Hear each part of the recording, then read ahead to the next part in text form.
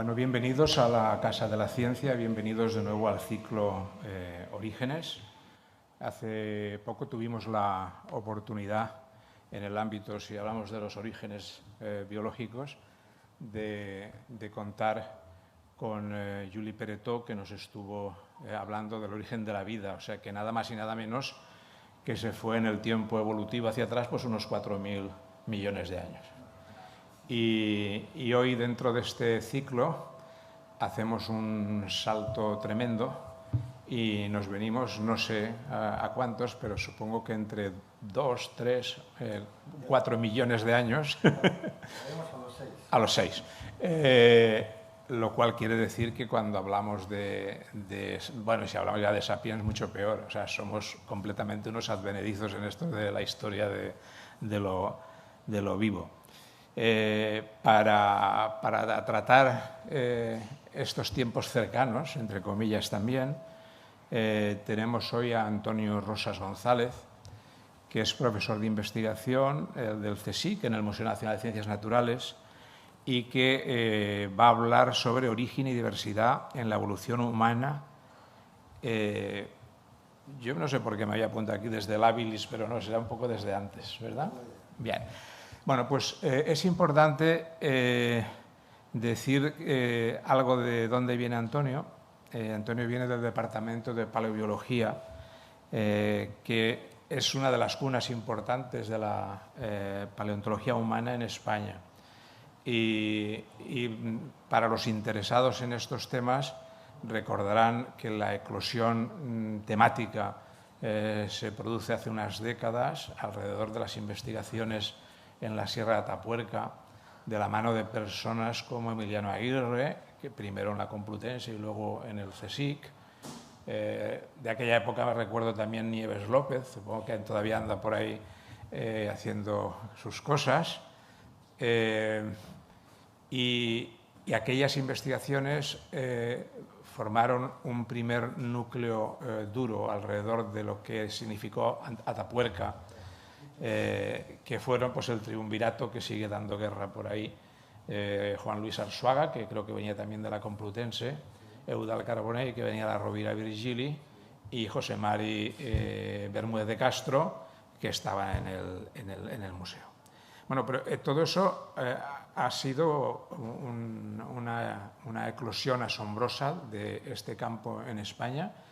Él ya estaba allí cuando las investigaciones de Atapuerca, creo ya la siguiente generación, pero hay otras. O sea, hay mucha gente que se ha generado y que han llevado esta ciencia realmente a una situación de frontera a nivel global. O sea, a veces es tener los cerebros y tener también la oportunidad de aplicarlos. Por tanto, él es firmante del paper aquel también del descubrimiento del Homo antecesor, que saldrá hoy por aquí. Por tanto, como se dio el premio Príncipe de Asturias a aquella cosa, pues también le corresponde ese mérito. Homo antecesor, 900.000 años. Bueno, a lo mejor me lo discute, pues yo de eso sé menos. De lo que él sabe mucho, porque se ha dedicado luego, conforme se ha ido haciendo más mayor y más independiente, y ha creado su propio equipo y departamento, es de Neandertal. De Neandertales es el responsable de los avances más importantes que se han hecho en España. Me suena lo de las cuevas del Sidrón, pero creo que otras más. Hace un momento me acaba de decir que estaba fastidiado porque no sé qué está investigando en Guinea y que no le han dejado ir. Yo creo que él ha estado también, y es un tema públicamente muy controvertido, porque todo eso es lo bonito de lo que va a contar, supongo, en el proyecto del genoma de Neandertal, y cómo ahí ya desde mi punto de vista biológico me empiezo a perder en lo que es una especie y lo que no es especie, si se cruzan, si no se cruzan estos líos, pero estos señores nos están diciendo que sí, que eran especies distintas, pero no, porque se cruzaban, pero había descendencia, pero que, en fin, todas son cosas muy interesantes que supongo que él abordará. Aparte de todo esto, que es un experto de primera línea en este campo, Él es un buen divulgador, recibió el premio Talento de Comunicación de la Complutense, ha escrito varios libros en la colección esta de Catarata CSIC. El último creo que es el que sabemos de los neandertales, o a lo mejor ha escrito otro más. Y también ha sido el comisario de una muestra importante en el Museo de la Evolución Humana de Burgos, que al que no haya estado hay que recomendar vivamente que cuando se pueda hay que viajar y verlo.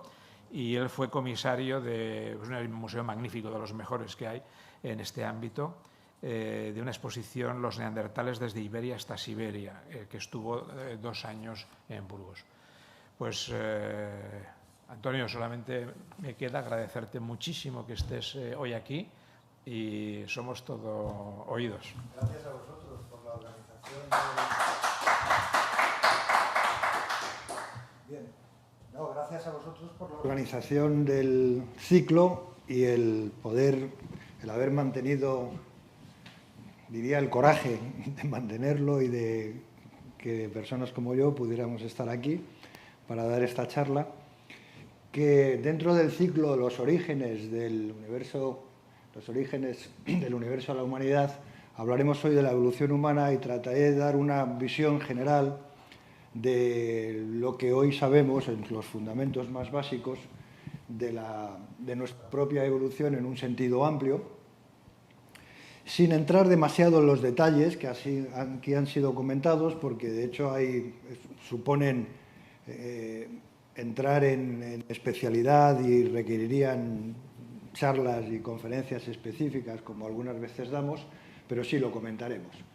Bien, como todo en el universo de la evolución y de los orígenes, en el marco de las ciencias positivas, hemos históricamente pasado de una concepción mitológica, especialmente cuando hablamos del origen de nuestra especie, el origen de nuestro linaje, de los seres humanos, hemos pasado de una interpretación mitológica que en el contexto de la civilización occidental está representado por el mito de Adán y Eva, pero que cada cultura, cada civilización, cada grupo humano ha propuesto a través de la mitología una explicación para dar un sentido a nuestra presencia en el planeta Tierra.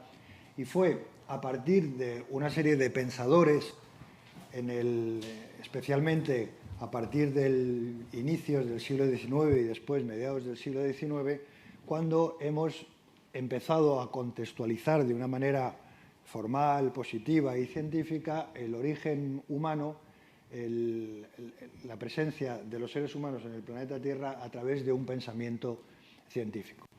Que en términos muy, muy generales y muy básicos podemos decir que, bueno, pensadores como de la talla de Darwin, Huxley, Haeckel, de mediados, repito, del siglo XIX, con precedentes como Lamarck, Buffon y otros pensadores que ya anticipaban un pensamiento transformista, pero, digamos, estos pensadores lo que empezaron a darse cuenta, y es el fundamento de las ciencias comparadas, de la anatomía comparada, que cualquiera que fuesen los animales, especialmente dentro de grandes grupos, como pueden ser los mamíferos, cuando los desprendemos, por así decirlo, de la cubierta exterior, lo que emerge es que existen variaciones, pero lo que se mantiene es un patrón común. Y fue el pensador Charles Darwin, el que dio una explicación formal y positiva a la existencia de ese patrón común, porque previamente se habían dado una serie de explicaciones, algunas de ellas de carácter, digamos, mítico, filosófico o dentro de la morfología idealista, bueno, una serie de propuestas. Y Darwin sencillamente lo que propuso es que si existe un patrón común es porque este es heredado desde antepasados comunes. Un pensamiento que hoy en día nos parece tan elemental y tan asimilable supuso realmente una revolución en el pensamiento. Todo lo que es común es porque procede de un antepasado común, pero además se observó que existía dentro de ese patrón común pequeñas o algunas de las diferencias. La conjunción entre lo que es estable y lo que varía sencillamente se ha venido a llamar herencia con modificación, es decir, evolución. Es desde ese marco que en estos fundamentos, dichos así, parecen muy asimilables y fácilmente transmisibles, lo que supuso un cambio verdaderamente en el pensamiento de cuáles son los orígenes, cuál es el proceso de cambio y de transformación, no solamente en la evolución humana, sino en el proceso de evolución de la vida en el planeta Tierra. Hoy en día contextualizamos, por ejemplo, en esta imagen, la posición de los seres humanos en un contexto en el orden primates a través de estos esquemas que son los que denominamos árboles evolutivos. Y hoy en día el estudio de la evolución humana vista desde los fósiles, vista desde el estudio del registro paleontológico, se puede subdividir en tres grandes apartados, que son los que fundamentan el trípode sobre el que se fundamenta el estudio de la evolución humana. Por un lado, quizá el más inmediato, es la reconstrucción de los árboles evolutivos, la reconstrucción de dónde encajan y cómo se relacionan desde el punto de vista filogenético las diferentes especies de primates, de mamíferos o, en el caso de los homínidos, las especies humanas. Por otro lado, el contexto ecológico, los contextos diferentes donde se han producido las modificaciones que dan lugar a esa diversificación y a esos árboles evolutivos. Y, por último, el estudio de los procesos biológicos que están detrás de este árbol evolutivo. Pues, por lo tanto, esos son los tres grandes pilares donde se asienta hoy en día el conocimiento y el estudio de la paleontología humana. Esto es un esquema que hoy en día me atrevería a decir que está hasta simplificado, de lo que hoy sabemos del árbol evolutivo del grupo zoológico que nos incluye de una manera más directa, que hoy en día, y ahora lo explicaré, denominamos homininos. Voy a tratar de explicar un poco y brevemente, porque nos servirá de base para ir moviéndonos por las diferentes ramas, espero que no nos vayamos por las ramas, de lo que es la filogenia de los homínidos. Para empezar, nos vamos a retrotraer a un último antepasado común, que es lo que comentaba antes, la existencia de antepasados comunes con una especie viva actual que es el género Pan, los chimpancés. Este antepasado común que compartimos con el linaje de los chimpancés y con el linaje de todos los homininos, que en la actualidad está representada por una única especie que somos nosotros, Homo sapiens, pues se interpreta por diferentes criterios, desde criterios genéticos, también avalado por un soporte paleontológico, pero fundamentalmente por criterios genéticos. Este antepasado común se retrotrae hace aproximadamente entre 6 y 7 millones de años.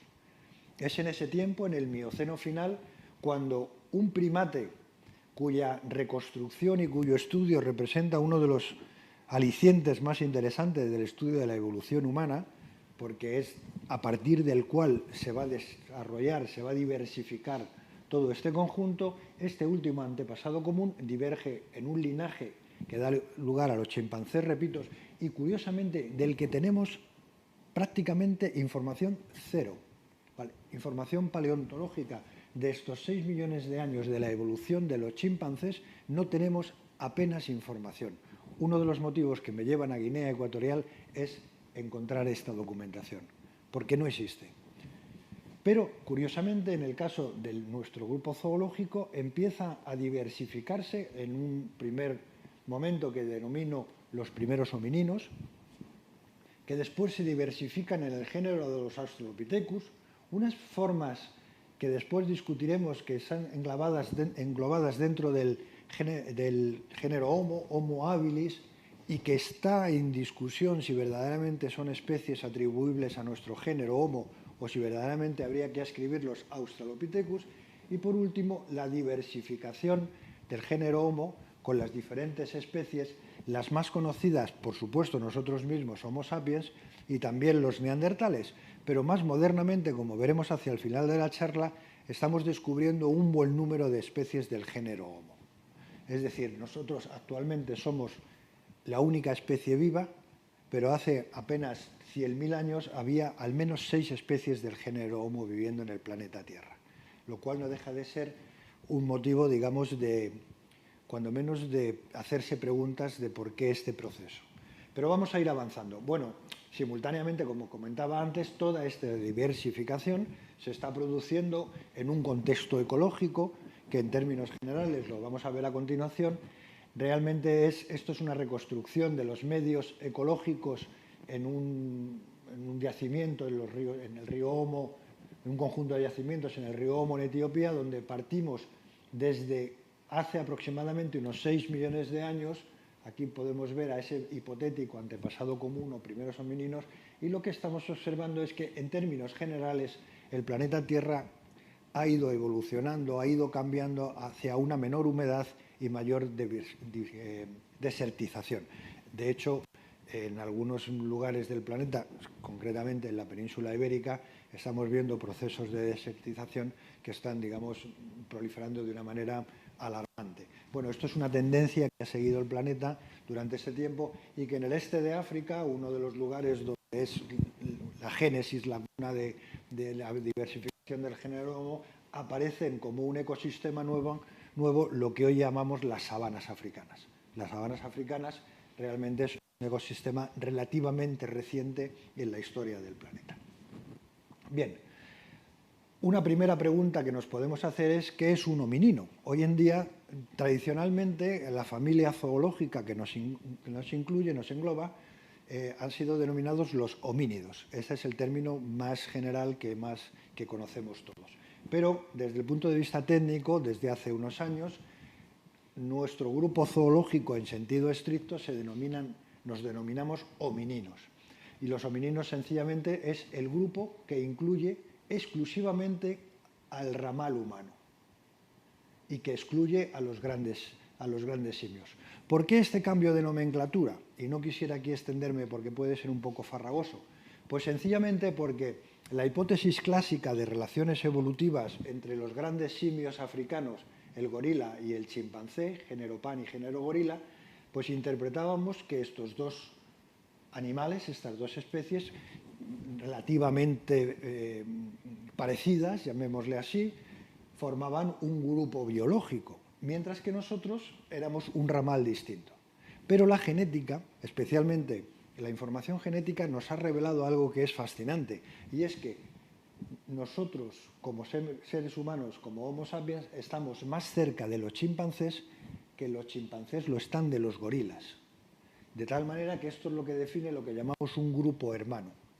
Por lo tanto, la clasificación de gorila y chimpancés juntos ya no se sostiene desde un punto de vista biológico. Entonces, antes llamábamos homínidos y póngidos. Esto ahora no se sostiene. De tal manera que ahora llamamos a todos ellos homínidos y a nuestro grupo particular homininos. ¿Cómo llegamos a ser una tribu dentro de este grupo? Pero este cambio, esta modificación es realmente fascinante porque, a pesar de las apariencias de similitud entre gorilas y chimpancés, que tradicionalmente se han querido ver como especies muy similares, lo que vemos es que la evolución y los parecidos más de fondo no corresponden a esto, lo cual además nos lleva a un montón de nuevas preguntas y de revisión de algunas cosas nuevas. Bueno, esto es una diapositiva simplemente para ordenar, digamos, las diferentes especies de los primates, y es donde vemos aquí, dentro de la familia de los hominine u homínidos, depende del autor, pues ya distinguimos tribus como gorilini, panini u hominini, hablando en la raíz latina, que es homínidos, paninos y gorilinos. Bien, y dentro de los homíninos vamos a ver a continuación la existencia de diferentes géneros. Nosotros nos hemos llamado género Homo, Homo sapiens, pero también en nuestra historia evolutiva se han distinguido diferentes géneros, entre los principales son Ardipithecus, Australopithecus, Paranthropus y, repito, el género Homo. Bien, en este contexto y en esta comparación de los chimpancés como la especie animal viva más próxima a nosotros, como humanos, nos preguntamos, bueno, ¿qué define entonces? ¿Cuál es la definición? ¿Cuál es los rasgos, la información que permite diferenciarnos? Tradicionalmente, y se puede leer todavía en diferentes textos, pues se han buscado un buen número de características, porque cuando comparamos, por así decirlo, las formas finales, chimpancés vivos actuales y humanos vivos actuales, las diferencias son palpables. Por ejemplo, pues se ha propuesto el tamaño del cerebro, que es muy evidente, comparando estas formas finales, la lateralidad manual, el hecho de ser diestros o zurdos, pero en cualquier caso laterales, el uso de herramientas, más técnicamente el grosor del esmalte de los dientes, una serie de características, y la lista podría ser más larga. Pero cuando vamos retrocediendo hacia la raíz, por ejemplo, el tamaño del cerebro se desdibuja. Ya los Australopithecus no tienen el cerebro nuestro, y sin embargo son... Entonces, ¿cuáles son las características básicas? Dos. La reducción del tamaño de los caninos. Los chimpancés, como casi todos los primates, tienen unos caninos muy grandes, caninos que no suelen, su función, la interpretación de su función no es una función defensiva o para, digamos, como arma predatoria como en los carnívoros. Y por otro lado, un rasgo fundamental que es la locomoción bípeda. El hecho de andar sobre las extremidades posteriores, lo que se llama el bipedismo o la locomoción bípeda, es el rasgo sustancial que nos define como grupo animal, como grupo biológico. También esa característica de la reducción de los caninos. Nuestros caninos son muy pequeños, son apenas distinguibles de los dientes incisivos. Y esto ocurre desde la base de la evolución del grupo. Y en la transformación desde esta locomoción bípeda y desde esta postura erguida, con las modificaciones que esto conlleva en todo el esqueleto, desde, por supuesto, la modificación de la cintura, de la pelvis, de las extremidades posteriores, de las curvaturas de la columna vertebral, de la forma de la caja torácica. Esto conlleva una serie de modificaciones estructurales, y uno de los grandes debates en el estudio de la evolución humana es sencillamente saber cómo se ha originado este cambio sustancial y cuál es el precedente del que deriva. Históricamente se ha pensado y se ha discutido que, dadas, digamos, estas ideas más antiguas en las que se veía al chimpancé como una especie de prototipo del antepasado humano, cosa que no es cierta y vamos a discutir,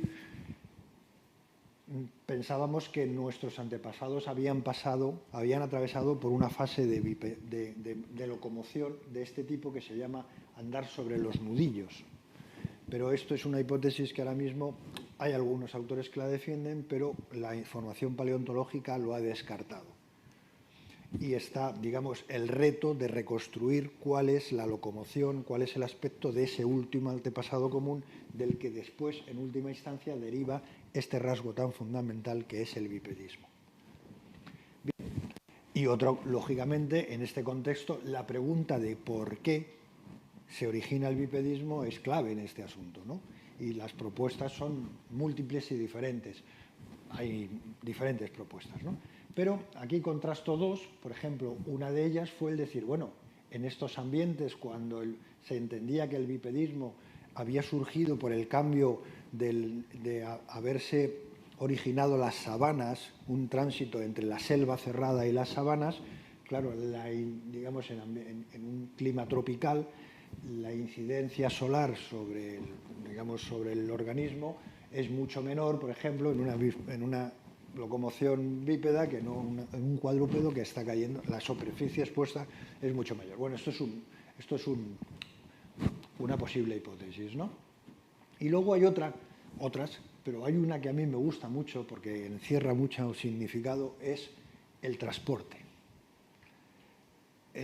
Aquí tenemos un chimpancé que ha adquirido una locomoción bípeda transitoria. ¿Por qué? Porque tiene las manos ocupadas llevando plátanos.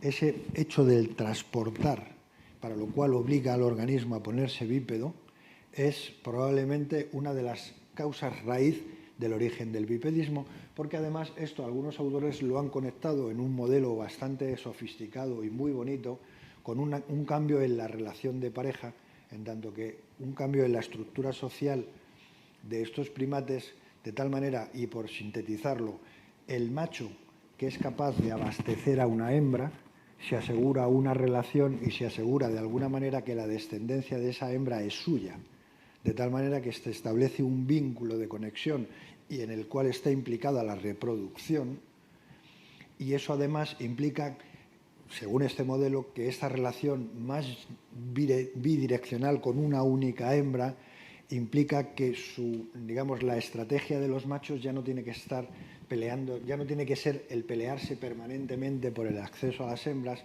para lo cual los caninos, que son un arma disuasoria, pueden empezar a disminuir. Es decir, bueno, hay un modelo detrás que nos llevaría un buen rato explicarlo, pero que en definitiva la posibilidad de transporte puede ser una de las causas que estén detrás de esa aparición del bipedismo. Y entramos ya, después de una pequeña introducción a la generalidad, digamos, de las preguntas, entramos a ver un poco el registro paleontológico propiamente. Los primeros homininos que conocemos, o de los primeros, están adscritos al género Ardipithecus. Aquí tenemos una reconstrucción, aquí tenemos un esqueleto parcial encontrado, estamos hablando de una antigüedad en torno a los 4,4 millones de años.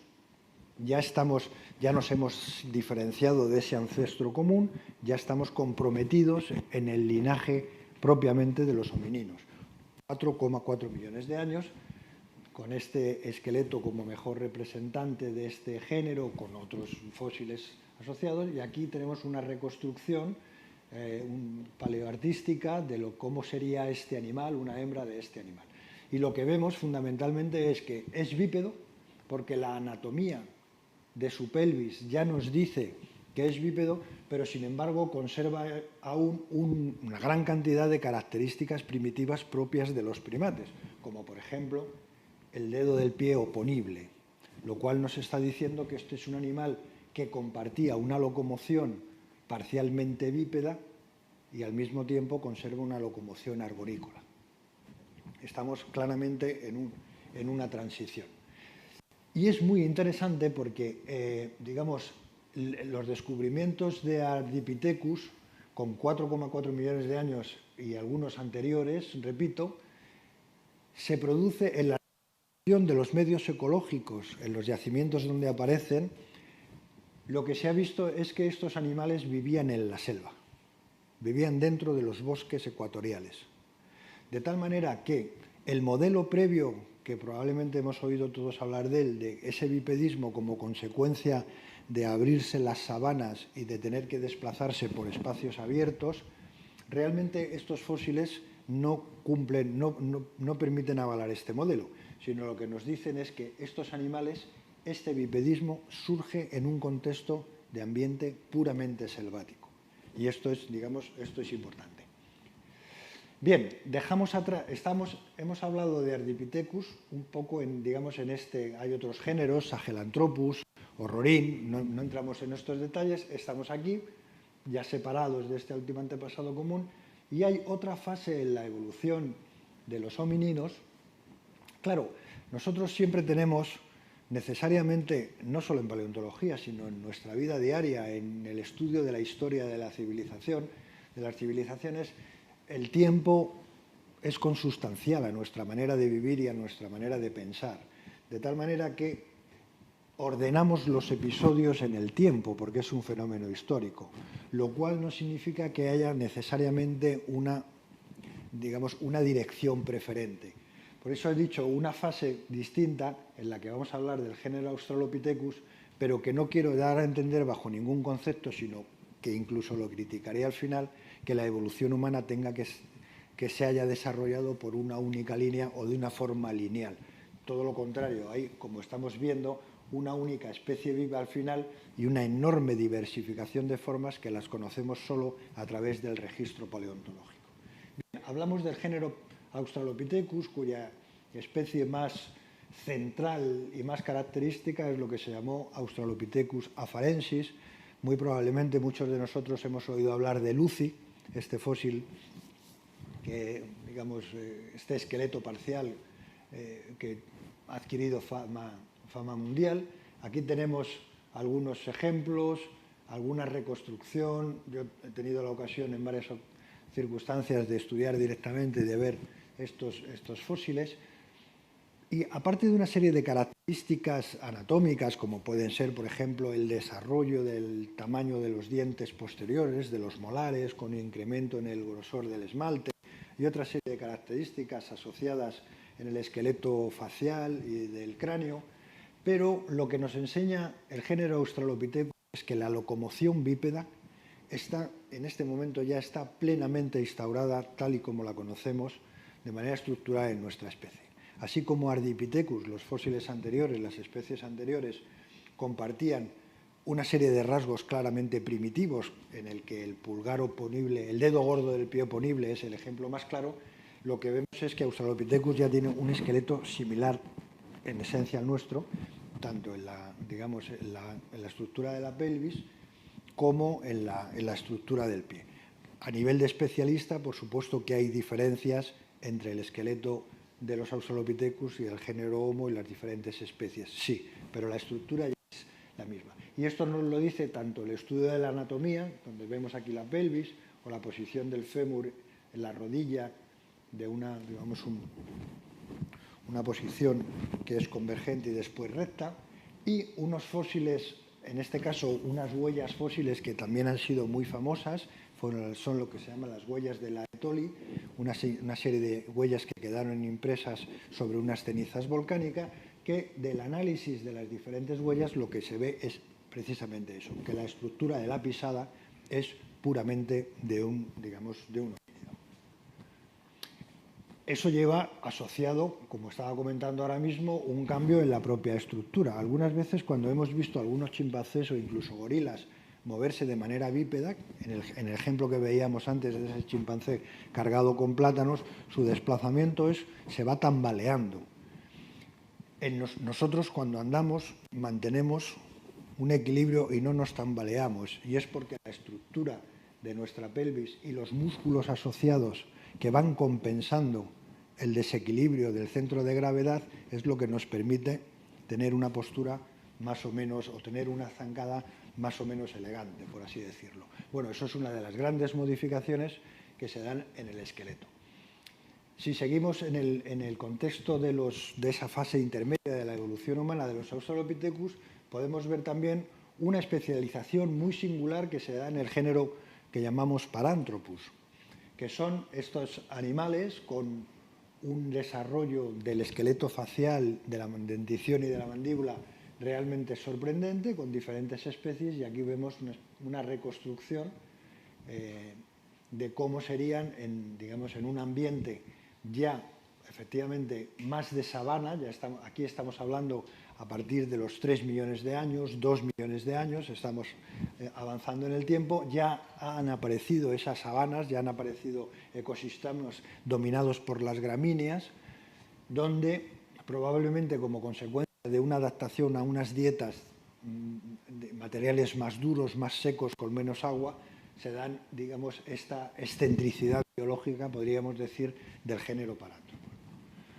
Si avanzamos un poco en el tiempo, hemos comentado Australopithecus en esta fase central, el género Paranthropus en esa excentricidad morfológica, y por otro ramal de esta evolución vamos a comentar brevemente, en el azul más claro, el origen del género Homo, es decir, de esos animales que los que empezamos a clasificar dentro de nuestro propio género, porque deben compartir una serie de características comunes con la especie de referencia, en este caso, que somos nosotros, Homo sapiens, como especie viva de referencia.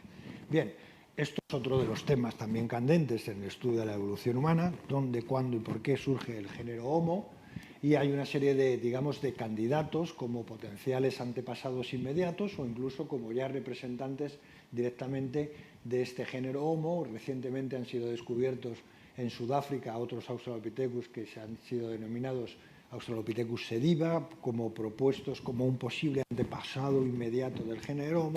Bien, estamos ante un momento en el que se va a producir una nueva radiación adaptativa, un nuevo cambio, y van a aparecer diferentes formas. Y comentaba al principio cómo la especie basal del género más conocida como Homo habilis está de alguna forma en cuestión si verdaderamente pertenece al género Homo o no. Y en esa discusión, en esa diatriba, hay en debate dos escuelas, por así decirlo. Una que defiende que un fósil, en este caso, debe ser adscrito al género Homo, a otro género, a una especie o a un grupo zoológico en cuanto empiece ya a haber caracteres derivados, propiamente lo que se llaman autoapomorfías. Caracteres propiamente derivados, con que haya solo uno ya nos permite clasificar. Eso sería, de alguna forma, el extremo de lo que sería una escuela cladística. En paralelo a esto y como contraposición, hay una escuela que piensa que para clasificar a una especie dentro de un género necesita reunir dos características. Primero, que compartan un antepasado común y segundo, que compartan una especie de plan adaptativo, que forman parte, digamos, de un nicho ecológico, de una manera particular de relacionarse con el medio ambiente. Las especies que compartan un antepasado común y que compartan ese modo adaptativo, esa manera de relacionarse con el medio ambiente, llamémosle en términos coloquiales, ese oficio, podrán ser clasificados. En el caso de la discusión de Homo habilis, para algunos ya muestran algunas de esas características derivadas, muy pocas, pero ya con una sola ya nos sirve. Pero, sin embargo, desde el punto de vista más estructural, Homo habilis todavía conserva una arquitectura corporal más propia de los australopithecus, por lo que no encajaría en la configuración del género Homo en sentido estricto. Bueno, ahí está el debate, ahí está la situación. Lo que sí es verdad, y esto también es muy importante, es que, desde luego, Homo habilis ha desarrollado ya la capacidad de generar herramientas de piedra, pero muy modernamente se ha visto que el origen de la capacidad de elaborar instrumentos a través de una talla direccionada es muy antiguo en la evolución humana. Se retrotrae a más de 3 millones de años, es decir, antes claramente del origen de Homo. Conclusión, los Australopithecus ya fabricaban herramientas. Y muy probablemente por extrapolación, porque también sabemos que los chimpancés de alguna forma fabrican herramientas y tienen una cultura material, cabe sospechar que ese último antepasado común del que hablábamos al principio de la charla, desde antepasado común de chimpancés y de Homo, ese último antepasado común probablemente ya tenía la capacidad de desarrollar una cultura material, muy poco sofisticada por comparación, pero una cultura material. De tal manera que lo traigo como ejemplo, una de las características que más clásicamente se ha considerado que podía definir a los homininos o a los homínidos, como es la fabricación de herramientas o del género Homo, no funciona, porque ya desde más abajo en la evolución ya se es capaz, la naturaleza ya ha inventado la capacidad de generar herramientas, de cultura material. Lo que sí es cierto es que estos primeros, aquí estamos representando el tiempo desde el presente hacia el pasado y aquí estamos representando la capacidad encefálica en centímetros cúbicos. El conjunto de los Australopithecus se están moviendo en torno a los 400, 500 centímetros cúbicos, un valor similar al de los chimpancés. Todos estos animales homininos tienen un tamaño de encéfalo igual que el chimpancé, no aumentado. En los primeros Homo habilis, Homo rudolfensis y otras especies, empieza a incrementarse, ya estamos en torno a los 800 centímetros cúbicos y va a ser a partir de otras formas del género Homo y muy especialmente ya hacia muy cerca del presente, donde esta capacidad encefálica se va a disparar en velocidad. Es un crecimiento, digamos, que ha sido asimilado a un crecimiento exponencial. Bien, si avanzamos un poco en el tiempo y no necesariamente en una línea recta, nuestra línea es el tiempo, no en una dirección evolutiva, nos encontramos lo que para la totalidad de los especialistas representa claramente una especie del género Homo. Es lo que llamamos Homo ergaster o también conocido en este caso como Homo erectus africano. Estamos ya hablando aquí hace alrededor de 1,75 millones de años. Bien, y aquí es un representante de esta especie, el niño de Nareokotome, donde aquí sí ya claramente encontramos las características totales del esqueleto que nos permiten decir que estos organismos, estos animales humanos, ya, digamos, desempeñaban en el ecosistema un papel que es el que podemos ascribir al que ha tenido nuestra especie y el que define al grupo propiamente. Aquí un cráneo muy representativo, bueno, digamos algunos ejemplos fósiles, y aquí una reconstrucción también artística de cómo serían estos organismos. Toda la evolución, todos los cambios, todos los procesos que hemos estado comentando hasta este momento se han producido en el continente africano. Desde el origen remoto del grupo, la aparición de esas primeras formas de Ardipithecus, Australopithecus, los primeros Homo, todo está contenido en el continente africano y especialmente en el este de África y en el sur de África, porque es aquí donde aparece el registro paleontológico. En el resto del continente, añado una nota, digamos, un poco lateral, en el resto del continente africano apenas tenemos información. De ahí el interés de buscar en zonas, digamos, que han sido muy poco exploradas. Porque toda la información procede de los Etiopía, Kenia, Tanzania, Malawi y Sudáfrica, fundamentalmente, y en el Chad, que ha aparecido también un resto. Bien, pues a partir de este momento algo se produce que estos humanos empiezan a salir del continente africano en torno a hace 1,9 millones de años, 1,8 millones de años. Son las primeras evidencias de humanidad fuera del continente africano. Y a partir de este momento se va a producir una nueva diversificación en el que ya tenemos que necesariamente, para hacer una narrativa del proceso evolutivo, ya no nos sirve avanzar solo en el tiempo, también tenemos que avanzar en el espacio, porque se produce una evolución en el continente asiático, que vamos a ver aquí, especialmente en estos archipiélagos, es muy peculiar, porque se produce una evolución en el continente europeo, porque se produce una evolución aparentemente independiente o bastante independiente en el continente africano. Aquí ya tenemos necesariamente que introducir el componente geográfico. Evidentemente, en estos tiempos que veníamos hablando en África también, pero, digamos, la información es menor. Bien, pues entonces tenemos los primeros representantes humanos fuera de África, que tenemos el yacimiento de Dmanisi, 1,85 millones de años, en el que están aquí un yacimiento extraordinario que ha deparado una serie de fósiles que verdaderamente hace 20 años, si a los especialistas en el campo de la evolución humana se hubieran preguntado que en esta parte, en Georgia, en el Cáucaso, habría de aparecer los primeros representantes de los humanos fuera de África, nadie hubiera sostenido, nadie hubiera afirmado eso, porque es un lugar, sencillamente, que no tenía mayor relevancia. Hasta que, digamos, el hallazgo paleontológico pone en el mapa, y nunca mejor dicho, esta región, que por otro lado es muy razonable, en tanto que sencillamente está a la salida del continente africano, ¿no?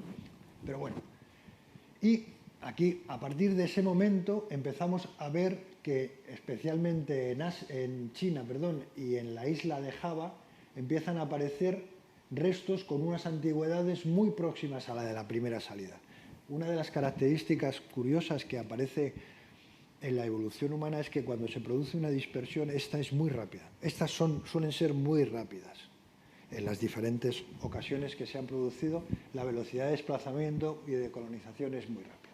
Entonces, a partir de este momento, como estaba diciendo antes, empezaremos a ver, por ejemplo, en el continente asiático, una evolución local, una evolución particular de la evolución humana, que es lo que clásicamente se ha denominado Homo erectus, que probablemente sea uno de los términos más conocidos en el término de la evolución humana, donde, bueno, estos son reconstrucciones, algunos ejemplos, la industria lítica asociada. Históricamente se vio que las primeras evidencias de fuego aparecieron en el yacimiento chino de Chukutian. En fin, ha tenido... Y más recientemente se han descubierto, en este caso en la isla de Flores, organismos muy peculiares. Muy peculiares. Aquí tenemos un cráneo en diferentes vistas y aquí una reconstrucción de lo que se han sido llamados hobbit y bautizados con el nombre de Homo floresiensis. Se trata, en términos muy sencillos, se trata de un fenómeno de insularidad en la evolución de los humanos.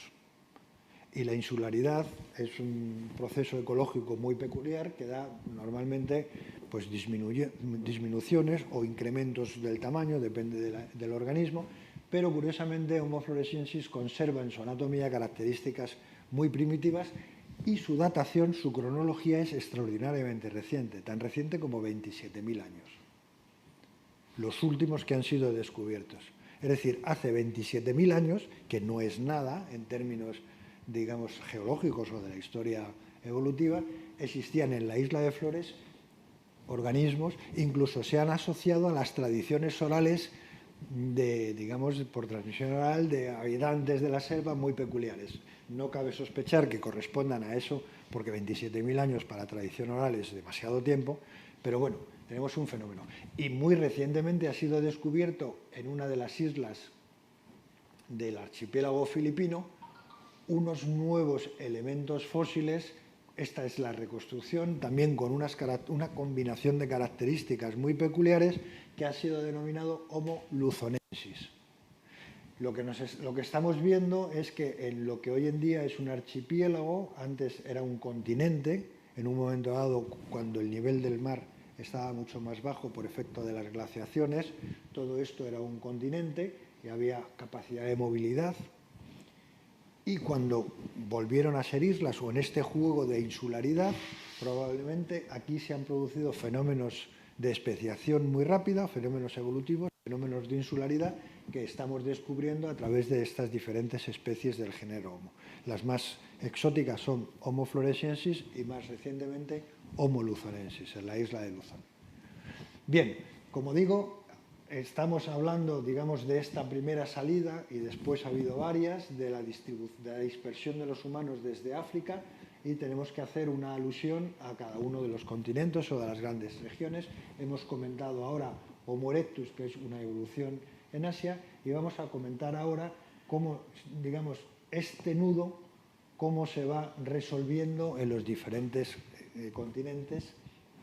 Y vamos a entrar un poco en detalle en algo que es más cercano a nosotros, que es la propia, digamos, Europa como continente, donde tenemos un registro paleontológico humano relativamente bueno, especialmente en el mundo de los neandertales, del que hablaremos un poco después, y un mundo en el que ya, tanto en Europa especialmente como en otros continentes, es un mundo en el que estamos empezando a estar sujetos de una manera muy estrecha a las fluctuaciones del clima, a esto que tradicionalmente se han denominado las glaciaciones. Periodos fríos, cálidos, fríos, cálidos, fríos, cálidos. Ha sido un vaivén permanente. El planeta ha estado sujeto a un estrés climático muy acentuado. Y es en ese estrés, en esas modificaciones drásticas del clima, donde se ha producido la evolución humana reciente en el último millón de años, que en el caso del territorio europeo propiamente ha sido la cuna de los neandertales.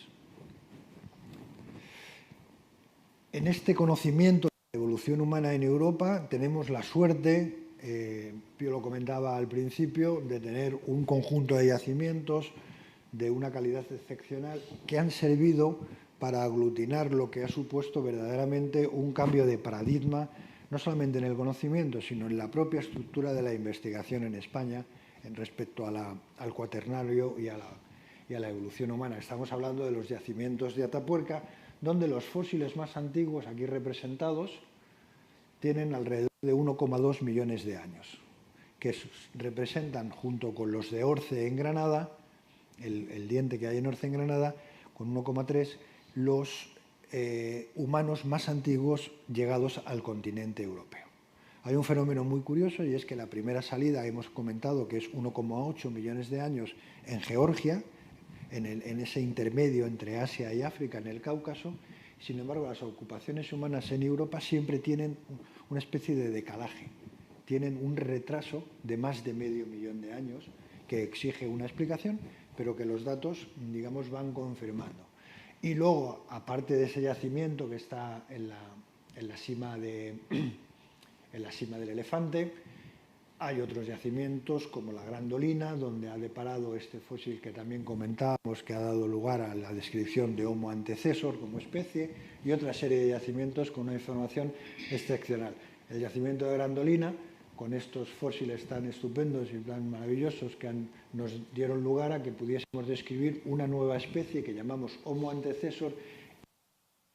Pusimos en su momento la ligera reorganización del árbol filogenético de las formas de Homo más modernos, porque entendíamos que Homo antecesor ocupa una posición central como antepasado común del linaje de nuestra especie Homo sapiens y del linaje de los neandertales. Es decir, Homo antecesor es el antepasado común de neandertales y humanos modernos. Esa fue nuestra propuesta y el paso del tiempo no lo ha desmentido. Hay argumentos para sostener esa interpretación. También procedentes de Atapuerca, si cogemos este esquema como referencia, Homo antecesor, vamos a saltar aquí aquí estamos en 900.000 años, subimos hacia los 400.000 aproximadamente y vamos a la cima de los huesos, que es un yacimiento verdaderamente excepcional en el conjunto del planeta, por la cantidad y por la conservación. Aquí es uno de los iconos de Atapuerca pero lo que nos están hablando en esencia y por no extendernos demasiado es que estos representantes de Homo heidelbergensis son sencillamente los antepasados directos de los neandertales. Y sobre este punto, en este caso, no hay discusión, porque la evidencia es muy clara. Son los antepasados directos de lo que entendemos por los neandertales clásicos. Tal es el caso que muchos autores consideran que sí deben ser considerados propiamente neandertales, aunque hay algunas diferencias de características. Bueno, esto es un mosaico de imágenes muy general para simplemente mostrar cómo en la península ibérica, en nuestro país, en España, hay diferentes yacimientos ricos en información y además hay una diversidad ecológica notable que hoy en día está completamente desaparecida, ¿no? Es una diversidad de paisajes y de ecosistemas donde domina siempre una mayor cantidad de agua, de humedad ambiental y, por supuesto, las especies que han vivido en la península ibérica, pues al que no es conocedor de esto, de este mundo, pues choca, sorprende la presencia de hipopótamos en Tarragona hace 800.000 años y en tiempos más recientes, por supuesto, mamuts, rinocerontes, hienas, macacos y otra serie de animales hoy en día extintos que suponen ecosistemas completamente distintos a los de hoy, pero que realmente este tipo de ecosistema, con esto que denominamos en términos generales la megafauna, han desaparecido hace muy poco en el tiempo, muy poco. Lo que pasa es que, claro, uno no conoce lo que no está delante, ¿no? Es la paleontología, en este caso, la que pone en evidencia. Bien, vamos a entrar un momento en el mundo de los neandertales por su relevancia.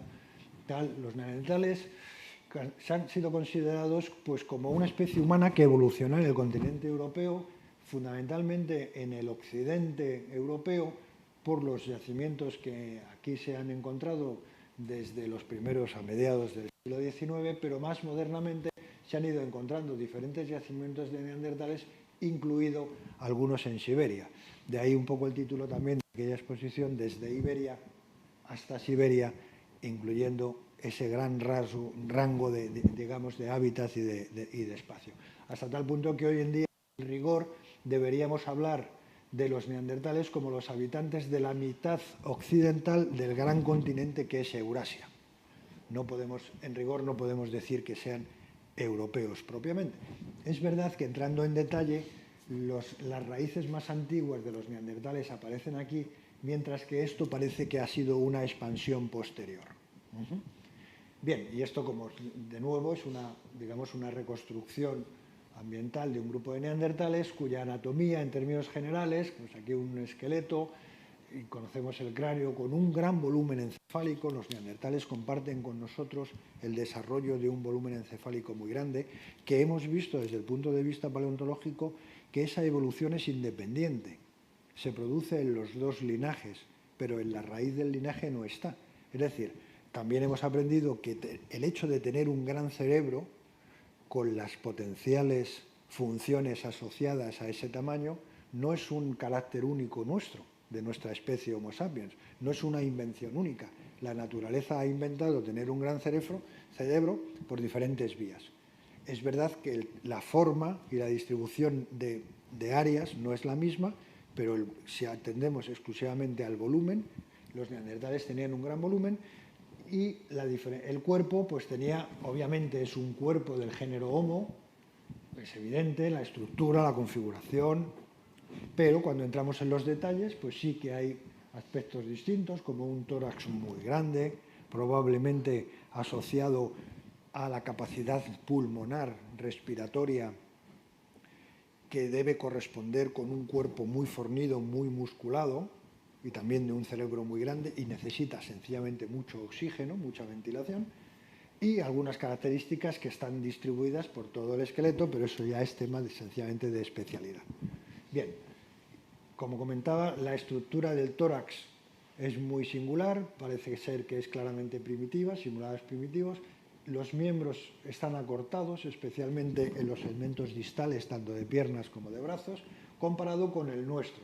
Nosotros tenemos un cuerpo estrecho, claramente que tiene aspecto de tener un origen claramente africano, desarrollado en climas tropicales secos, mientras que los neandertales tenían un cuerpo mucho más ancho, probablemente heredado de sus antepasados.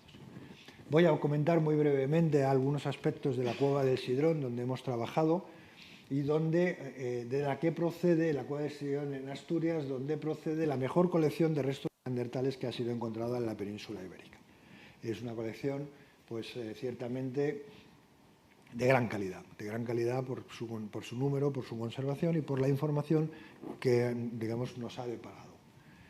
Sencillamente comentar muy al paso, esto es nuevamente una reconstrucción que hemos identificado 13 individuos, 4 mujeres, 3 hombres, 3 adolescentes, 2 juveniles, un infantil.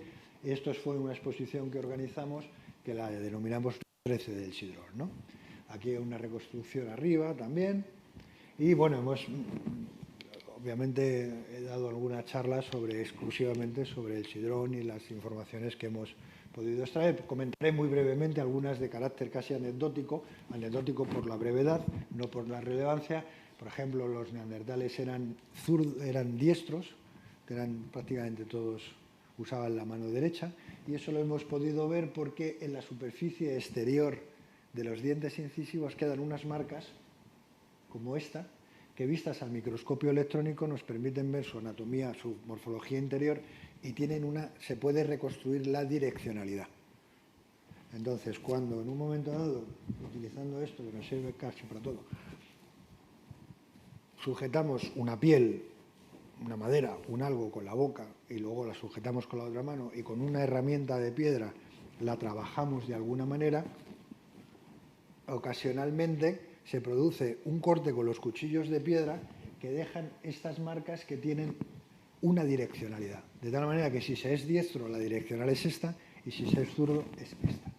Pero, digamos, dicho esto, también hay una cosa mucho más curiosa, y es que esas marcas, y quizá con más relevancia, esas marcas las hemos podido ver y medir tanto en individuos masculinos como en individuos femeninos. Y lo que hemos observado es que hay una diferenciación sexual del trabajo. La diferenciación sexual del trabajo es uno de los rasgos de comportamiento que ha sido más discutido y para, digamos, indagar cuándo se produce en nuestra evolución esa diferenciación sexual del trabajo y si es consustancial a la propia organización de los grupos cazadores-recolectores. Bien, pues lo que vemos es que los neandertales tenían una cierta división sexual del trabajo, de las tareas, y también por edades, curiosamente, ¿no?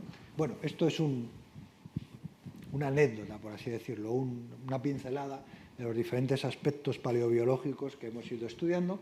Entonces, aquí ahora hemos subido rápidamente por el ramal de los neandertales y vamos, para finalizar, a subir un poco por el ramal del origen de nuestra propia especie Homo sapiens.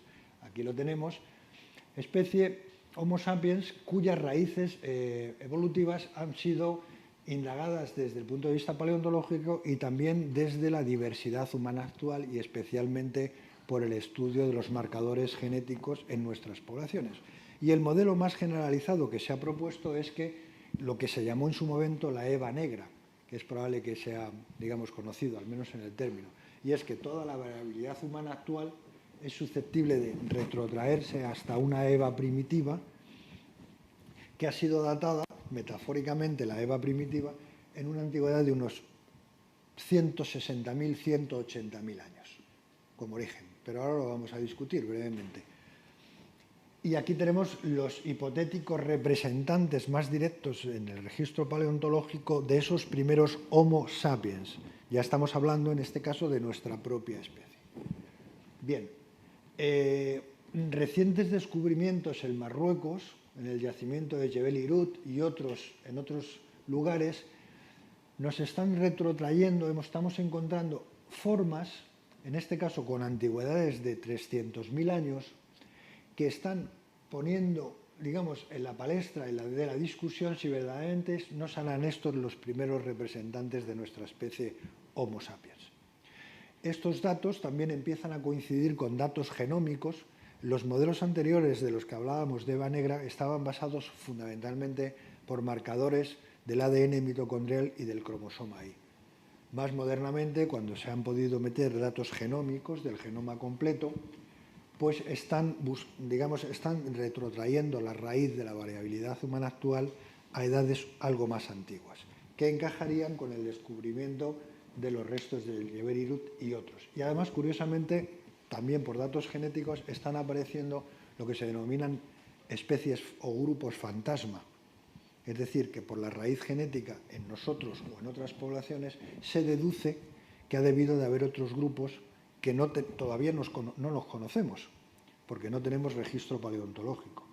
Se llaman grupos fantasma o especies fantasma.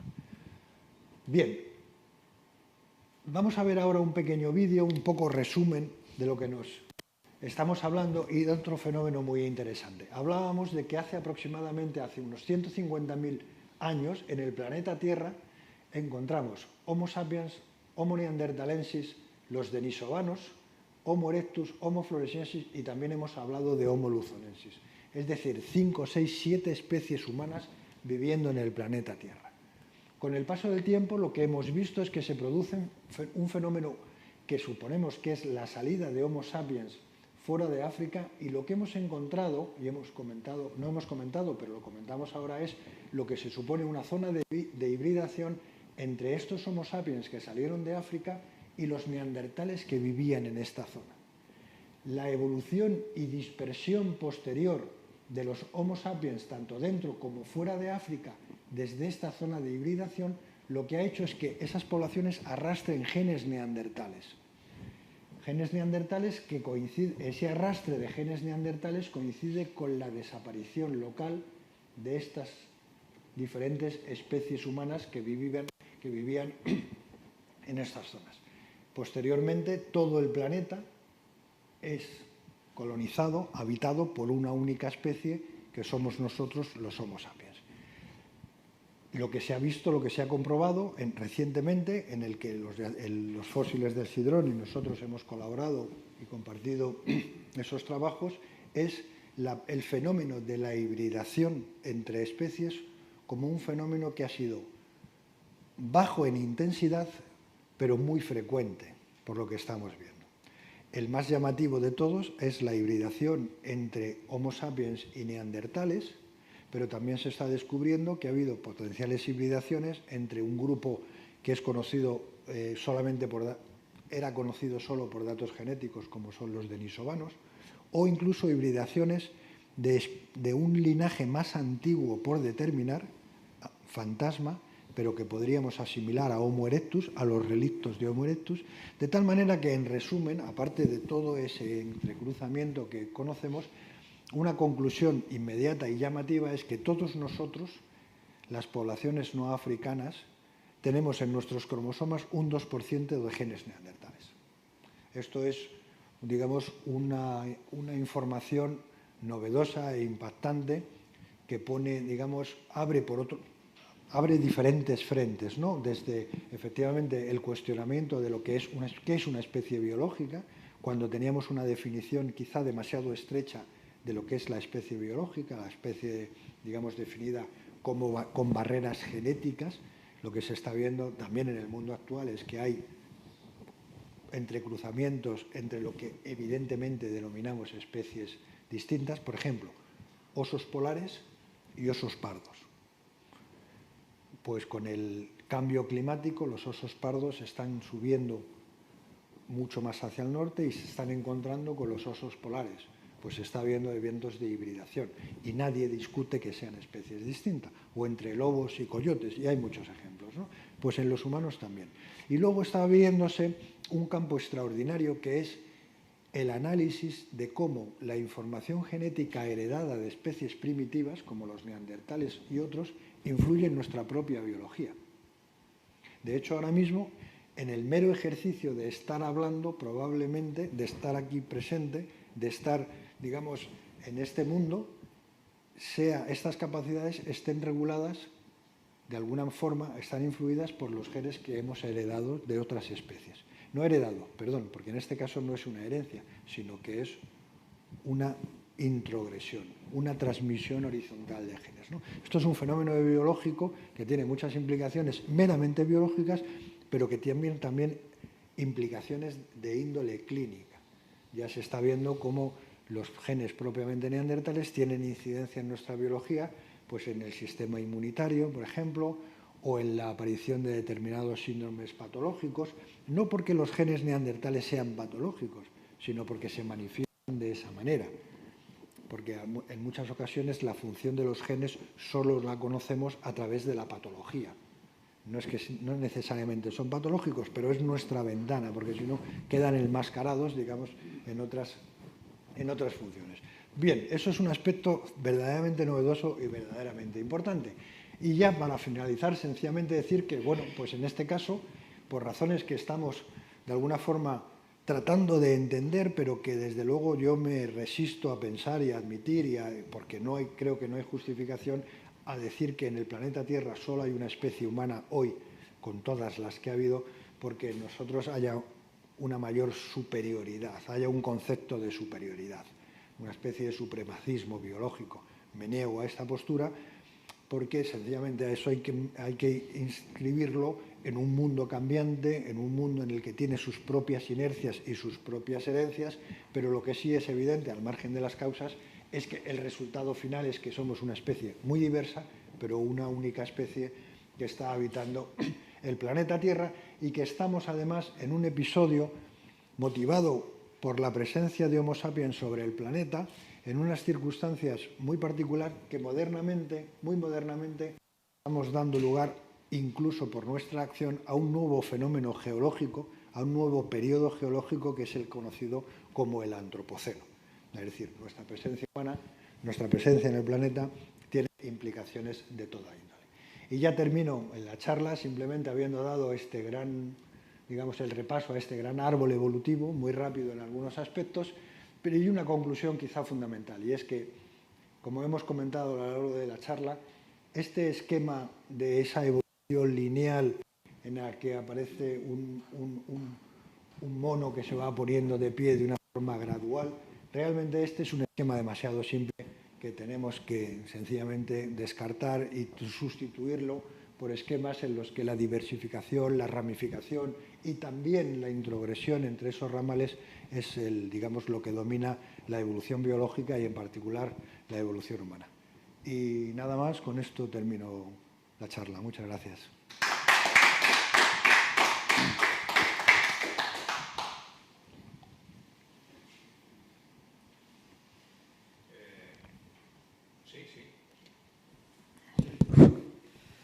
Bueno, Antonio, yo me lo he pasado pipa. Es decir, que, me alegro. Interesantísimo.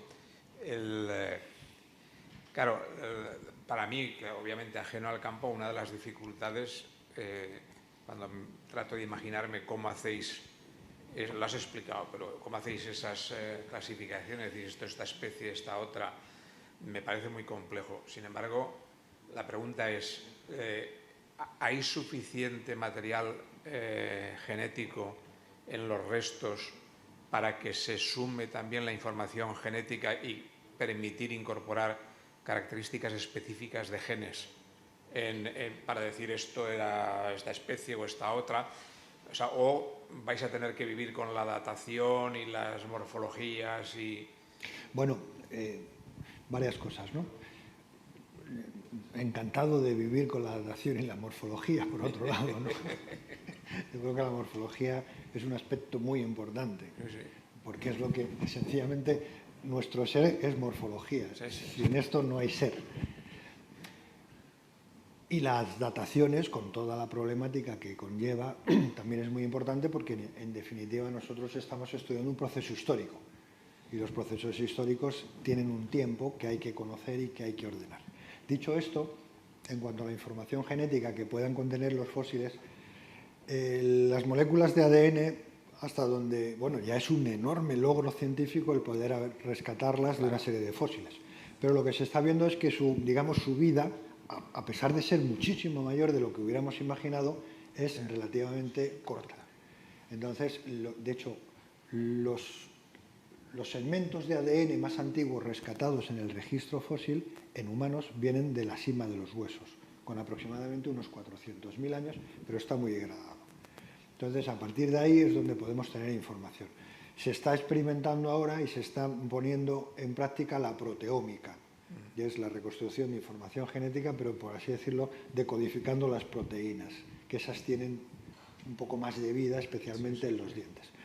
Pero ahora mismo, en la situación actual, es que esa información genética sacada de un fósil que entendemos como neandertal, esos son digamos, las características neandertales, que a su vez han sido puestas de manifiesto por comparación con especies vivas. Siempre el mundo actual es el marco de referencia sobre el que hay que proyectar. Cuando el marco, digamos, cuando sobre ese marco de referencia podemos tener información suficiente con personalidad propia como los neandertales, ya entra a jugar. Y ese es el que nos permite, por ejemplo, identificar un nuevo grupo humano que son los denisovanos, que se conocieron solo exclusivamente a través de material genético. Bien, pero dicho esto, vamos, digamos, haciendo grupos para ordenar esta información. Hasta la fecha no hay una información propiamente genética que nos diga, este marcador nos dice que es una especie distinta. El genoma en su conjunto nos da información de que las diferencias son suficientemente grandes como para ver que es diferente. Y cuando entramos ya en detalle, por comparación, por lo ya conocido, de decir, bueno, este segmento genético o este gen en concreto sí que es distinto, nos puede servir como un marcador, pero no hasta el punto de que entre en la discusión. De hecho, en la discusión taxonómica, llamémosle así. De hecho, los genetistas no han querido en ningún momento poner a los denisovanos ningún nombre de especie. Se considera que es un grupo, pero que no entraremos en este jardín para no confundirnos, porque no hay una base, digamos, que entre en ese juego. Por lo que has contado, a lo mejor Sapiens está extinguida también. Bueno, hay linajes Sapiens extinguidos. Claro, porque si lo que encontramos ahora, vamos a ver, en genética de ahora, en plantas, en animales, está un hecho que no se puede discutir, que es el vigor híbrido. Sí. Entonces, cuando tú mezclas genomas muy distintos, la descendencia es mucho más poderosa. Claro, dices un 2% de Neandertal, pero un 2% no dice nada, a lo mejor es un 2% importantísimo. Es decir, que a lo mejor en ese 2% está la clave que permitió que los que habían incorporado parte de la información genética de neandertales han hecho que estos progresaran y el antiguo Sapiens desapareciera. El Sapiens es un Sapiens nuevo con mezcla de neandertal. Entonces, cuando estabas... porque claro, tú dices, muy antiguo, ya lo entiendo que es muy antiguo, pero el lío gordo que tenéis está en 150.000 años, o sea que el disponer... O sea, si realmente coexistieron ese Sapiens hibridado con todos los demás, a mí me parece muy plausible pensar que sencillamente fue una especie nueva, muy vigorosa, que iba haciendo desaparecer las otras. O sea, es posible, ¿eh? Es más complejo. No digo que no sea... Estoy simplificando. No digo que no sea posible. Lo que ocurre es que, digamos, en ese vigor híbrido, sin duda. Pero las hibridaciones, por ejemplo, lo que se produce... Aquí hay un fenómeno claramente de hibridación que es el que podemos datar en torno a los 60.000 años. Ese sí está claro y de ese descendemos nosotros, digamos, como esos híbridos. Somos descendientes de esos híbridos y acarreamos este 2%. Pero previamente la evolución en el continente africano es más compleja porque lo que sale del continente africano es un subconjunto de la variabilidad africana. Entonces ahí se ha producido en África otros linajes. Se piensa que ha habido 4 grandes grupos dentro de África, algunos de los cuales claramente están extinguidos, pero algunos de los cuales, por ejemplo, sus descendientes son los que llamamos los bosquimanos. Entonces, no es, digamos, no es solamente ese fenómeno de hibridación, porque hay otros ejemplos, digamos, en paralelo que también son poblaciones de sapiens. Lo que ocurre que, digamos, nosotros vemos el mundo, queramos o no, desde un prisma muy occidental, ¿no? Entonces nos vemos como las poblaciones descendientes, pero dentro de África, o los pigmeos. Son poblaciones que vienen probablemente descendientes de otros grupos que están también hibridados, pero son poblaciones sapiens. Y no afectan para nada a los neandertales. Lo que ocurre es que efectivamente el desarrollo cultural de las poblaciones pigmeas pues no tiene nada que ver pues, con el resto de Eurasia, es evidente, ¿no? Pero es otro fenómeno, no es el vigor, digamos, de la hibridación. Sí, sí. Muchísimas gracias por esta excelente charla, además muy entretenida. Yo creo que todos los investigadores somos algo detectives, pero creo que vosotros entronáis realmente al teniente Colombo. Además he aprendido que el guión de la serie esta de películas del planeta de los simios es totalmente erróneo, ¿no? Nosotros tendríamos que ser amigos de los chimpancés contra los gorilas, los humanos no al revés. Bueno, yo entiendo la evolución como un proceso que debería de ser continuo. Sin embargo, como nos lo presentas, es un poco discontinuo, ¿no? O sea, hay como fases en las que las especies ya tienen una definición respecto a la fase anterior, pero dentro de esa continuidad que debería haber, ¿nunca se ha encontrado algo a medias? Es decir, esto que has hablado de la evolución del pie o del dedo gordo del pie, es decir, no puede haber una fase en la que cierta especie tiene un pie con un dedo de una forma y con el dedo de la otra forma. Bueno, la pregunta tiene miga, ¿no? Porque digamos, es como un globo de preguntas, ¿no? La evolución es un proceso continuo, evidentemente, porque hay una continuidad generacional. Digamos, desde que instauramos en la biología que no existe la generación espontánea, la continuidad es imprescindible, porque si no, se acaba la vida. Lo cual no significa que el cambio sea gradual, porque se puede ser necesariamente continuo en las generaciones, pero el cambio puede ser gradual o discontinuo, o abrupto, mejor dicho. Entonces, en la evolución humana, como en la evolución de cualquier grupo, se producen los dos fenómenos. Hay cambios que son claramente graduales, por ejemplo, en la evolución de los neandertales, digamos, si atendemos a este ramal, sí que podemos reconstruir de una forma bastante clara esa idea gradual, esa idea de cambio pequeñito que va transformando y entonces se transforma. Pero eso es un modo de cambio, no es el único modo de cambio. Hay un modelo que se puso en vigor muy clásico en teoría, digamos, en teoría morfológica, pero que de una forma más moderna se puso muy en boga en los años 80, que es el equilibrio puntuado, se llamó el equilibrio puntuado. Es decir, la morfología tiene un periodo de estasis, sin cambio, y después cambios bruscos. Lo voy a llevar a un ejemplo que no sé si es acertado. Nosotros podíamos pensar, lo que pasa es que nuestro cambio cultural está tan acelerado últimamente, que teníamos una cierta estasis y una situación crítica como puede ser esta pandemia produce un reajuste que visto en una escala de pocos años puede producir grandes cambios, mientras que cuando vemos a otros aspectos décadas en el que hay un cambio más o menos gradual o sostenido o incluso una estasis y de buenas a primeras se produce una puntuación. En la evolución humana tenemos ejemplos de los dos.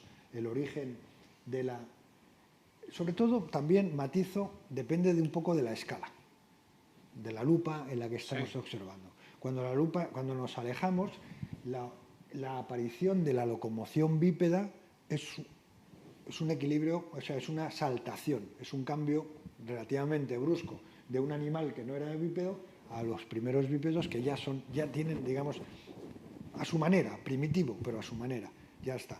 Cuando entramos en el detalle, pues ya vemos que efectivamente la parte inferior de la pelvis ha cambiado y la parte superior no, o viceversa, ahí llegamos matices. Pero en definitiva y en resumen, es continuo el cambio necesariamente por la continuidad de la vida, es continuo el proceso, pero el modo de cambio puede ser gradual o discontinuo, de tal manera que hay revoluciones. Y captar esos momentos de cambio a veces cuando es en corto espacio es muy difícil. Claro, eso ya depende, vuelvo a repetir, un poco de la capacidad, digamos, de ver. Si aquí segmentáramos esto en unidades de 250.000 años, pues aquí claramente veríamos un cambio continuo y aquí vemos un cambio discontinuo, porque efectivamente aquí se producen reorganizaciones fenotípicas que son mucho más marcadas. O sea, se llaman modos de cambio, ¿no? El gradualismo y el puntuacionismo. En el siglo XIX hubo grandes discusiones sobre los catastrofistas y lo que se llamaba entonces el uniformitarismo, que es, digamos, el mundo se mueve por cambios graduales, que está basado un poco en la experiencia. Por ejemplo, en geología, una sedimentación larga y acumulativa. En la televisión, en los últimos años, por la televisión y por la dinámica del planeta, estamos viendo y presenciando en cada telediario fenómenos catastróficos de primer orden. Un volcán. Un volcán, unas inundaciones, unos desprendimientos, fenómenos que no habíamos visto, primero por la televisión, que nos lo enseña, y segundo porque efectivamente en un contexto de cambio global se están produciendo fenómenos que antes no se producían. Esos grandes icebergs que se desprenden de la Antártida ha pasado en la historia del planeta. Digamos, al Cantábrico han llegado icebergs desde Canadá hace 30.000 años, menos, 19.000 años. Pero como no lo vemos, pues tenemos ese modelo. De vez en cuando se producen revoluciones y un cambio brusco. Muchas gracias, sí. Me ha convencido. Pues me alegro. No, de verdad, porque no acababa yo de entender ese gradualismo y yo creo que tiene... Es la cuántica, además. Y otra pregunta, en tus mapas, eso también es un poco la observación. He visto que falta América. Claro. ¿Por qué? Porque América es colonizada muy recientemente. Para un paleontólogo humano de aquí, digamos, en el que estamos hablando de esta escala, las primeras ocupaciones humanas en América, como siempre sometidas a debate, pero estamos hablando de 17.000 años. Los primeros humanos que llegan a América, estamos discutiendo en torno a los 18.000, 17.000, 15.000, en esa franja. Claro, eso es el equivalente pues, al Paleolítico superior en Europa, del que no hemos hecho referencia porque, digamos, hay que ser especialista en Paleolítico superior para hablar de estas cosas, ¿no? Quiero decir, la colonización americana es muy reciente en términos de la escala de la evolución humana. Entonces, sí, efectivamente, podríamos hacer alguna alusión. Comento también que ha sido publicado y está ahí como una isla aislada, unos huesos de mamut americanos que aparentemente tienen lo que se llaman marcas de corte, es decir, de haber sido tratados por humano, y están datados en 130.000. Pero este dato está como metido, es como una burbuja que lo publicó Nature y está ahí. No hay, el corpus de conocimiento actual estamos hablando de esa cronología, que esa cronología en términos evolutivos pues no entra en el discurso, por así decirlo. Tendríamos que hacer una ventana. Antes entra Australia mucho más que América. Australia se llega mucho antes. Los primeros humanos en Australia llegan en torno a los 50.000 años. Son de los primeros en esa salida de la que comentábamos, de los 60.000 años, en esa salida, en esa dispersión. Como comentaba, las dispersiones son muy rápidas y probablemente a través de las costas se llega a Australia muy rápidamente. Los aborígenes australianos son descendientes probablemente de esa primera colonización. Pero Australia es, históricamente, si la América, digamos, siempre decimos desde Europa, la historia de América y la historia de Estados Unidos no tiene historia, o tiene muy poca historia, tiene poca, por supuesto que tiene historia, ¿no? Y muy interesante. En términos de evolución humana también hay menos historia en América. Ya está, muchísimas gracias. De nada. Bueno, yo estoy muy satisfecho de haber venido, porque venía con una serie de preguntas y la mayoría las has contestado sin que te las hiciera. Pero todavía me queda un par de ellas y una es al hilo de esta última pregunta de Juan. Yo lo que pensaba es que lo siguiente, aquí estabas diciendo que la aparición de todas esas diferentes especies que convivían en África estaban relacionadas con la presencia de una selva tropical, que se dio, pues no sé en qué época, hace millones de años, allí se daban condiciones para que estuviera. ¿Qué se sabe de la situación en América, sobre todo en América del Sur? Porque dentro de selva tropical creo que se puede decir que hay en Brasil. Entonces allí lo que estabas contestando antes era la presencia de los últimos humanos en América, pero no hay restos, que yo sepa, de fósiles de homínidos, o tal vez es que no había otras especies que pudieran evolucionar en este sentido en América. ¿Qué hipótesis hay de por qué allí no se ha encontrado nada? Bueno, porque no hay paso, porque no llegan. No, pero no digo que lleguen, sino que se podría haber producido una evolución semejante a partir de la fauna que hubiera allí, ¿o no? No. ¿Por qué? Porque, como comentamos, la evolución procede de antepasados comunes. América se separa del continente africano en el Cretácico, hace más de 60 millones de años, 50 millones se va separando y se va generando el océano Atlántico. Entonces, allí viven allí en ese pedazo de tierra que se va separando, viven una serie de especies que no son las africanas. Y entonces la evolución humana tiene las raíces, digamos, de la evolución de las especies africanas. Será muy posteriormente, como ocurre, por ejemplo, pues con los proboscidios, los elefantes.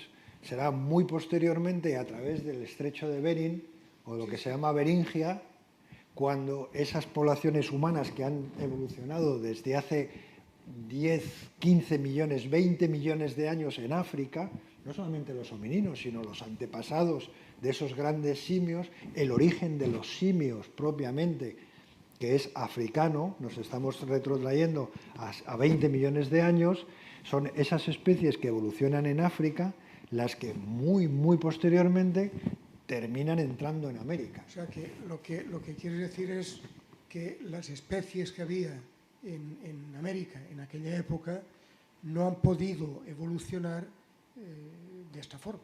Han evolucionado en otros animales. Son otras especies completamente distintas. Han evolucionado en otros animales. Los titis, por ejemplo. De hecho, los titis, los monos americanos, su origen es africano y curiosamente es un problema muy bonito porque su raíz evolutiva es posterior a la separación de África y América.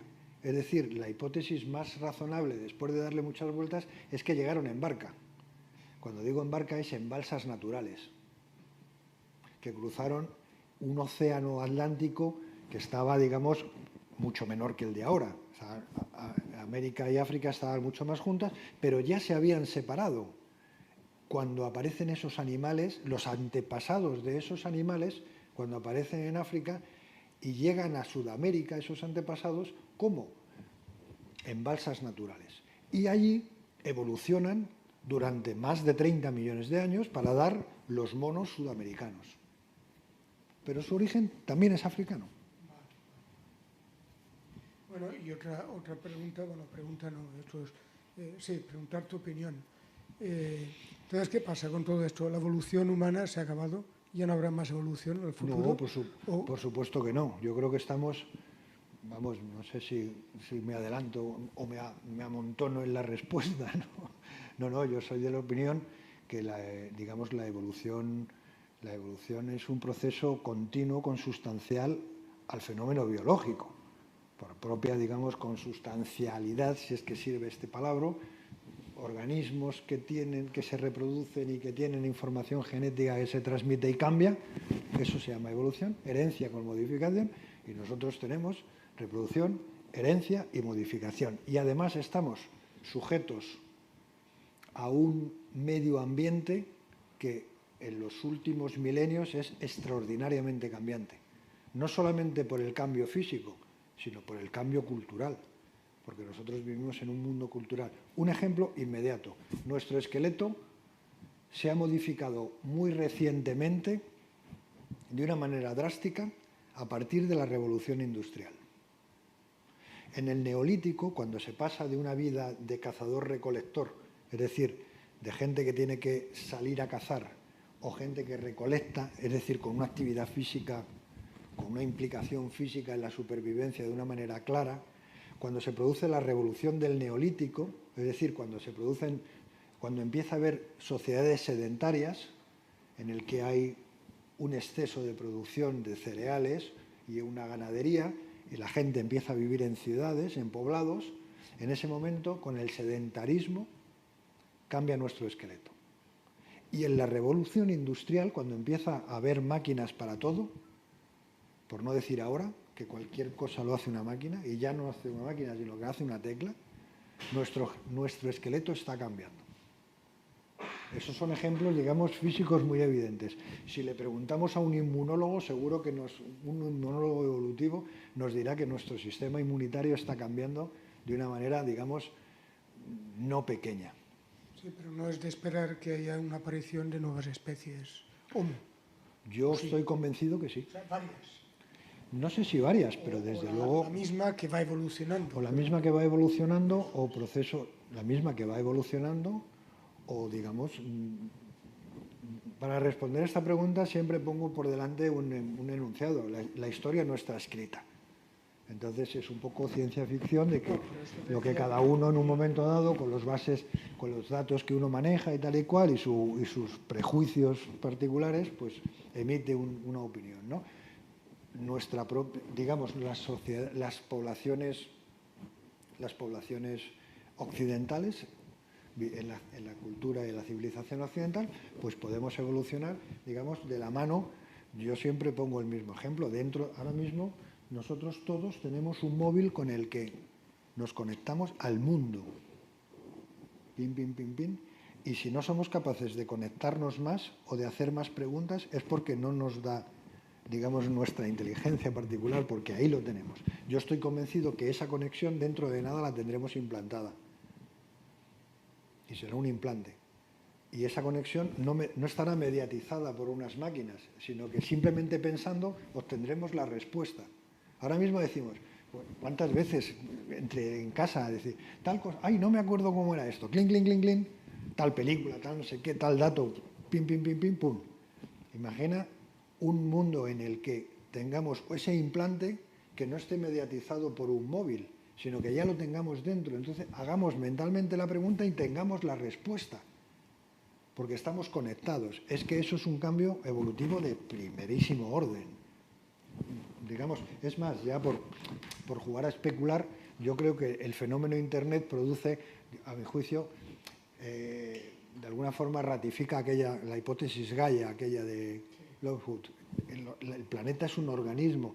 Internet está produciendo la mente de ese organismo. Estaremos conectados a una mente planetaria. Eso es una revolución en la historia no sé si del universo, pero digamos, de los sistemas solares más cercanos, seguro que sí. Cuando ves a un niño en un tren haciendo así en el cristal para amplificar, ¿no? Por ejemplo, ¿no? Es impresionante esa imagen. Claro. Y otras muchas. Y entrando en hay otras poblaciones A mí me fascinan mucho las poblaciones africanas, sobre todo del oeste de África.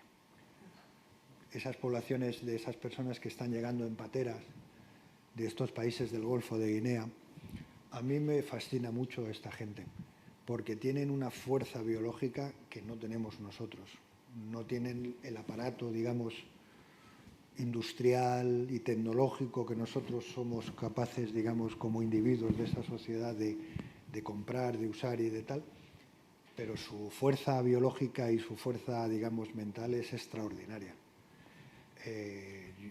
Y estamos viviendo ahora mismo un mundo, aquí estamos jugando a especular ahora mismo, ¿no?, en el que una pandemia se puede llevar por delante una civilización y venir otra, de otra gente con más poderío biológico, por así decirlo.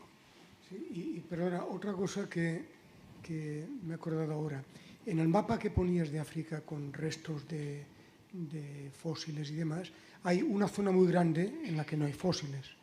Supongo que eso es porque por las condiciones que sean no se han encontrado o no se ha podido buscar. Coinciden dos factores que estoy empezando a conocer bien porque tengo algún proyecto por ahí. Existe el factor clásico, que es que en los bosques lluviosos no hay fósiles. La conservación es muy mala.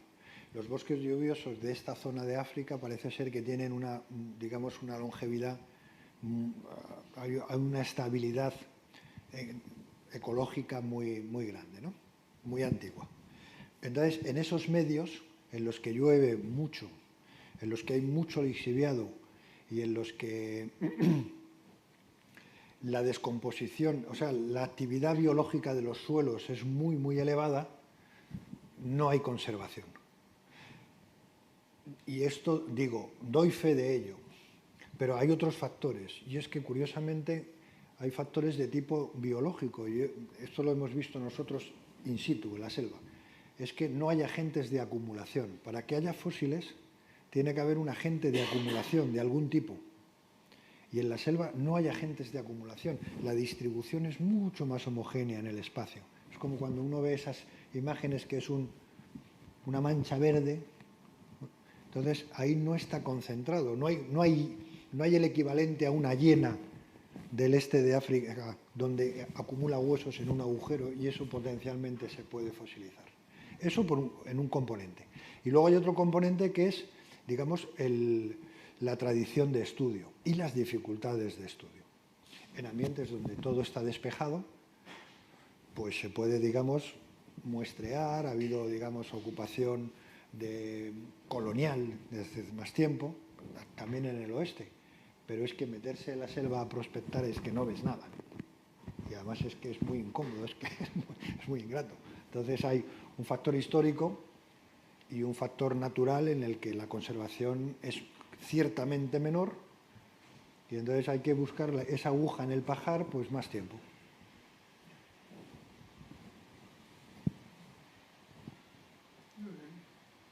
Pues, de nuevo, muchas gracias. Muchas gracias.